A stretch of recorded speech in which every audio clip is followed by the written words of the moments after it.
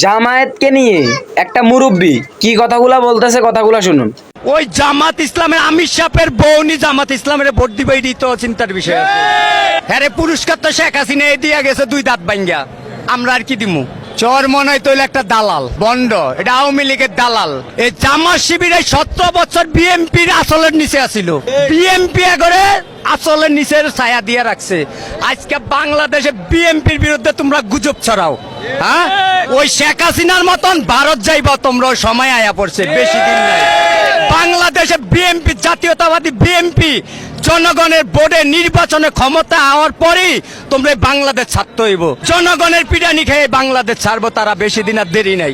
এই পর্যন্ত দল কোনোটা ফালদান বাকি রয়ে নাই। তারা ওই ধর্ম বিক্রি করে মানুষের ভিতরে বিভ্রান্তি ছড়াইতে আছে, বয়া বয়া ইসলাম প্রচার করে ইসলাম বেচে আর মানুষের উল্টা পাল্টা ভুলানোর জন্য তারা ওই ইসলামের দোয়াই দিয়েই বর্তমানে চলতে আছে।